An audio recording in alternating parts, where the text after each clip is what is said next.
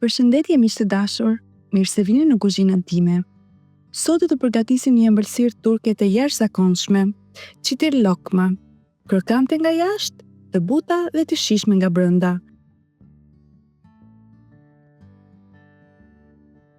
Le të nisim me një herë nga përgatitja e tyre. Në një tas të madh, do të përzejmë 2 gota miell,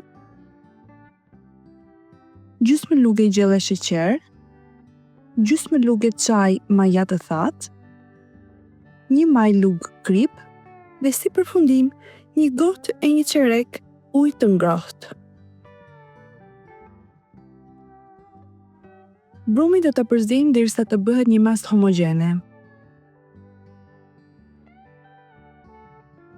Brumi duhet të jetë i butë dhe pak ngjitës, siç e shikoni në video. Më pas do të ambulojmë një letër celofoni dhe do ta lëmë të vijë për rreth 40 minuta. Ndërkohë, do të vazhdojmë përgatitjen e sherbetit. Në një tenxhere do të shtojmë 1 gotë e gjysmë sheqer dhe 1 gotë e çerek ujë. Nëse dëshironi, mund të shtoni edhe një fet limoni, por mua nuk më gjendej. E lëm të vloj për 15 minuta në zjarr të avashtë. E fikim dhe më pas e lëm të ftohet. Shrupi duhet të jetë i ftohtë kur lokmat janë gati.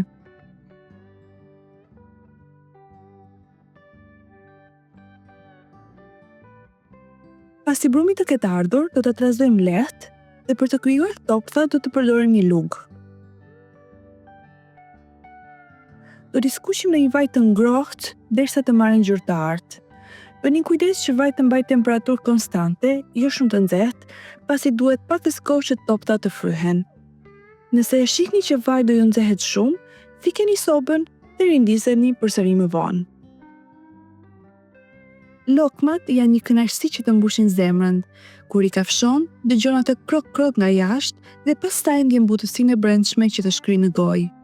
Janë të mbushura me shrup të ëmbël dhe të japin ndjesinë sikur po shijon diçka të përgatitur nga duart e nënës.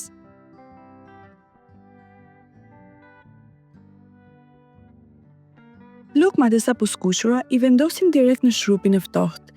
I lëm për disa sekonda që të thithin shijen dhe shkëlqimin.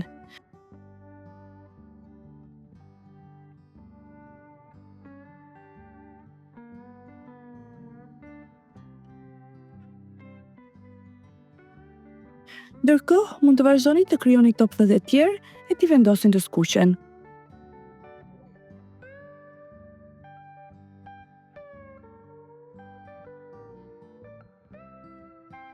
Dhe ja ku janë, lokma krokante, të shijshme dhe perfekte për çdo festë ose fundjavë të ëmbël.